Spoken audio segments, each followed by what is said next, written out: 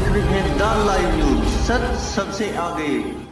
The live news को subscribe करें, साथ में बेल आइकन पर भी क्लिक करें। राम राम देशवासियों, आप सबको रक्षाबंधन की हार्दिक शुभकामनाएं देती हूँ और बताना चाहती हूँ उन आरएसएस वालों को, बीजेपी के आईटी सेल वालों को और अंधभक्तों को कि जिस तरह से आप सब ने मेरे तमाम वीडियोस पर नेगेटिव कमेंट्स लिखे, मुझे उन सब से कोई फर्क नहीं पड़ता।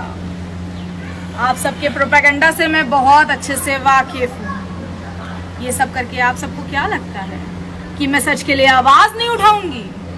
मैं कट्टर हिंदूवादी हूँ और अपने देश के लिए आवाज उठाना बहुत अच्छे से जानती हूँ। जहाँ तक राम मंदिर की बात है, मंदिर जरूर बने और मैं खुद जाऊंगी उस मंदिर की एक ईंट रखने। देश हित में सोचने वालों से मैं सिर्फ एक सवाल पूछना चाहती हूँ। इस भीषण महामारी में जिसमें लोग इलाज के बिना मर रहे हैं, अपने परिवार का अंतिम दर्शन भी नहीं कर पा रहे हैं, उस संकट के समय देश की प्राथमिकता सिर्फ और सिर्फ 130 करोड़ जनता की जिंदगी होनी चाहिए।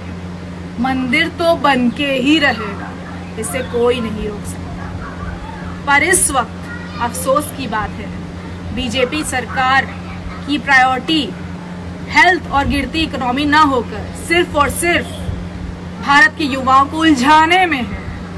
उनका ध्यान अहम मुद्दे से हटाकर सिर्फ और सिर्फ धर्म, मंदिर, मस्जिद जैसे मुद्दों पर फंसा रखा। सरकार की नाकामयाबी छुपाने के लिए आपको क्या क्या नहीं करना पड़ रहा है। लेकिन कब तक? बीजेपी पार्टी लोगों से निवेदन कर रही है कि भूमि पूजन के दिन अयोध्या में इकट्ठे होइए। बीजेपी सरकार हमें इस बात का जवाब जरूर दे कि जब हमारे गृह मंत्री अमित शाह कोरोना पॉजिटिव हो गए, उन्हें हाई फैसिलिटीज मिलने के बावजूद, तो उन हजारों लाखों लोगों को अगर कोरोना होता है तो उसकी रिस्पॉन्सिबिलिटी कौन लेगा?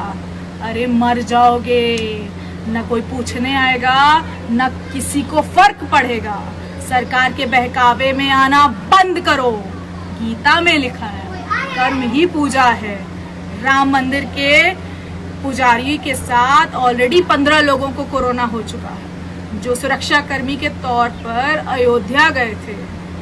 भूमि पूजन की लाइव टेलीकास्ट अच्छी बात है, लेकिन थोड़ा हॉस्पिटल से भी लाइव टेलीकास्ट चालू रखो ताकि आपको पता चल सके कि आपके सरकार ने लोगों को किस तरह का इलाज दिया है हॉस्पिटल में। मर्यादा पुरुषोत्तम राम को पढ़ो, उन्हें समझो, ना कि महामारी के दौरान भी अंधभक्त बने रहो। किसी ने क्या खुद कहा है? आप सबको मालूम है मंदिर मस्जिद बंद क्यों पड़े हैं?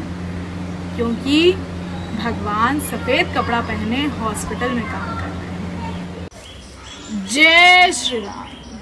मैं हम सबको राम मंदिर के शिलान्यास की बहुत बहुत शुभकामनाएं देती हूँ। कल्पना कीजिए उस देश की जहां दुनिया की सबसे ऊंची मूर्ति होगी, जगमगाता हुआ भव्य राम मंदिर होगा, सरयू में देशी घी के 6 लाख दियों की अभूतपूर्व शोभायमान महाआरती हो रही होगी। सड़कों, गलियों और राष्ट्रीय राजमार्गों पर जुगाली और चिंतन में गौवंश आराम फरमा रहा होगा और धर्म उल्लू की तरह हर आदमी के सर पर बैठा होगा। लेकिन अस्पतालों में ऑक्सीजन नहीं होंगे, दवाइयां नहीं होंगी, बेड नहीं होंगे, इंजेक्शन नहीं होंगे। दुधमुहे बच्चे बेसांस दम तोड़ रहे होंगे और मरीज दर बदर भटक रहे होंगे। देश में ढंग के स्कूल कॉलेज नहीं होंगे, बच्चे कामकाज के तलाश में गलियों में दर बदर भटक रहे होंगे।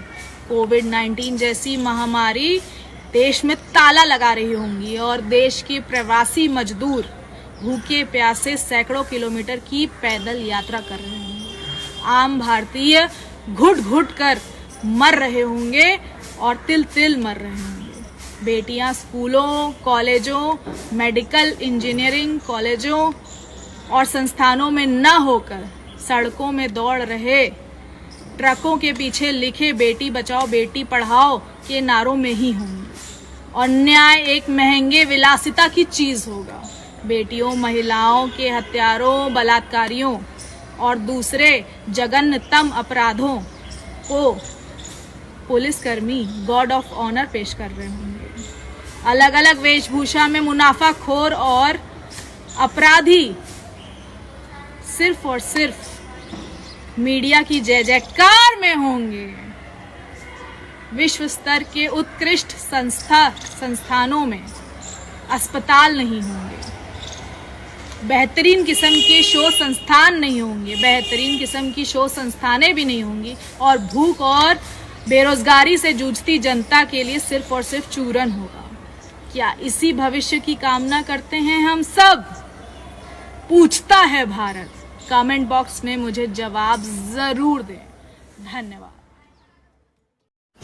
आप देख रहे हैं द लाइव न्यूज, सच सबसे आगे। द लाइव न्यूज को सब्सक्राइब करें, साथ में बेल आइकन